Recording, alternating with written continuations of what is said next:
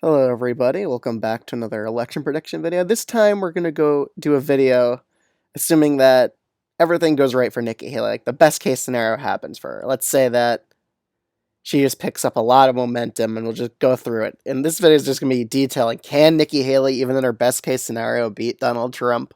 That's pretty much what it's going to be about. So let me just get right into the first part. So the Iowa caucus, obviously I expect all these 6 candidates to be in. However, let's say that Trump gets like, I don't know, 47% of the vote, Asa gets like 1 delegate, Chris Christie gets like 5, Vivek gets like 5%. And then it's between Nikki Haley and DeSantis. DeSantis really wants to get second place in Iowa. However, if he gets third, and let's say Nikki Haley gets second here and he gets third, I expect DeSantis, he could just decide to drop out of the race. And I think if he would drop out, that would cause Chris Christie to drop out, Asa to drop out, and we could see all 3 of them endorse Nikki Haley. And that's what this scenario is going to assume, that Chris Christie drops out and endorses Haley, Asa Hutchinson drops out and endorses her, and Ron DeSantis drops out and endorses her. This would probably cause Vivek also to drop out and endorse Donald Trump, since he's a pretty big fan of him. So we have a 1v1 race heading to New Hampshire, and that's like the best case for Nikki Haley. Because if it's a 1v1 race, she actually has an amazing chance at beating Donald Trump. She's probably the favorite in the state of New Hampshire just because of that. New Hampshire just generally likes to buck trends. They don't really like voting for the front runner a lot of the times. So we could see Nikki Haley win here, assuming that Chris Christie drops out and endorses her and DeSantis does so as well. I think she's the favorite in New Hampshire as a result of those dropouts. However, the issue comes in the state of Nevada. So the thing with Nevada is that she isn't on the ballot in the state of Nevada. I didn't know this a couple days ago. Someone told me in the comments that she didn't put her name on the caucus ballot.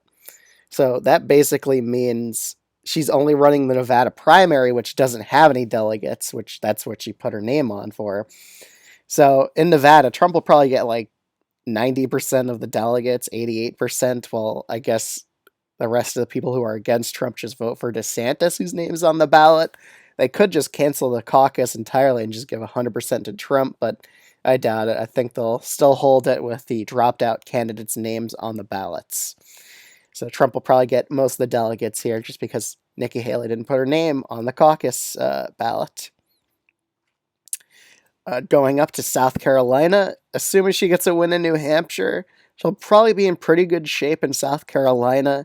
Again, she's not terribly far behind here according to the polling. Let me just check it out on my phone.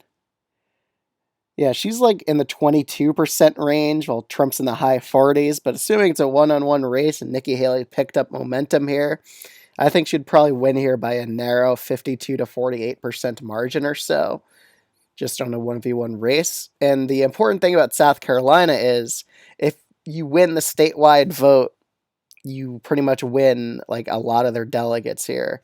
And the rest of it is apportioned to congressional districts. So you win most of the delegates here in South Carolina if you get first. So Trump would probably win like 3 congressional districts or so, and he'd probably win, I don't know, like I'll give him about how many delegates or so? About 9 delegates. Well, Nikki Haley would win about the 4 of the other congressional districts. It pretty much goes by congressional district then. But again, winning statewide in South Carolina gets you most of the delegates here. So Nikki Haley's actually in the lead in the primary in her best case scenario at this point. However, a lot of her good states have already voted. So heading forwards, it's Idaho and Missouri, and Michigan's probably going to do their caucus on the same date as them. Idaho's different. It's a caucus, and more college-educated voters turn out here, which is something Nikki Haley does good at, is getting those college-educated to vote for her.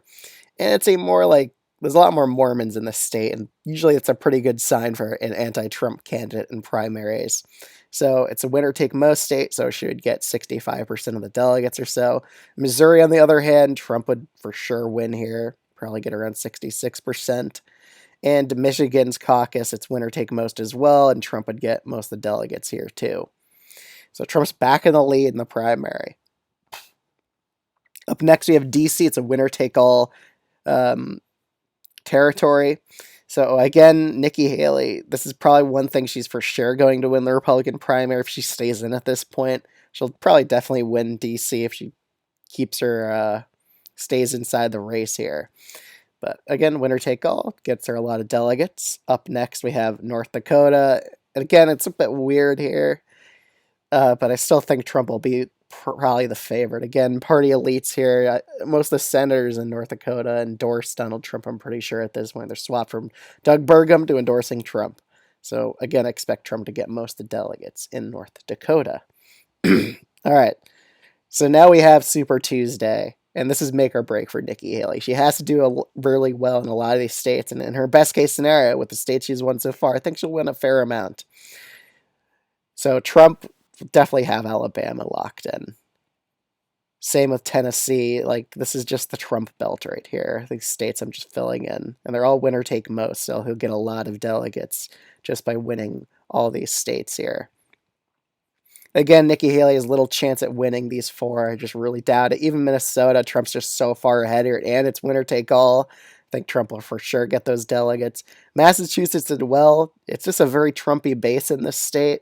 So again, I expect Trump to do extremely well here. It's a winner take most. He'll get most of the delegates. Vermont and Maine, however, with Vermont, again, Vermont Republicans are weird. They might actually just back Nikki Haley anyway. And considering in this scenario she wins New Hampshire, I think she probably also wins the state of Vermont. I mean, back in the 2016 Republican primary, this state barely voted for Trump against John Kasich, who nearly won this state. So again, I could see them bucking the trend here and voting for Nikki Haley. The state of Maine, in her best case scenario, I mean, it's a really tough one to call, even in her best case.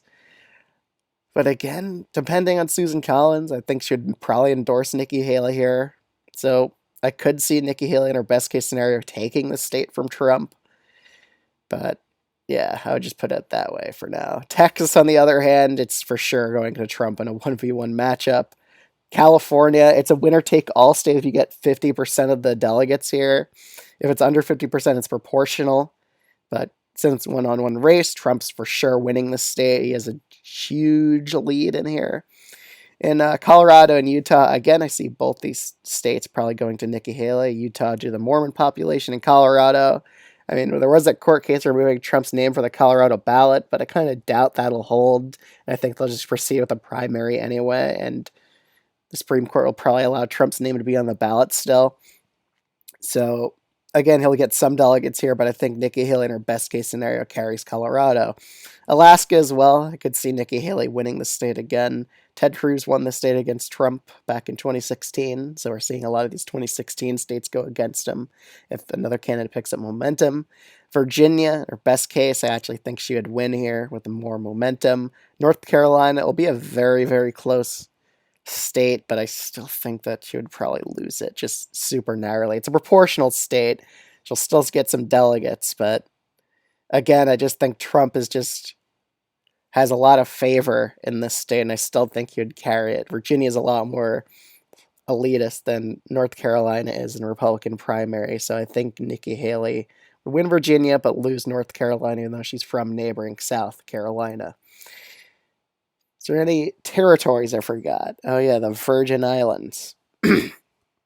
Again, it's a bit of a weird one, but I think this state just goes by like an extremely weird type of caucus.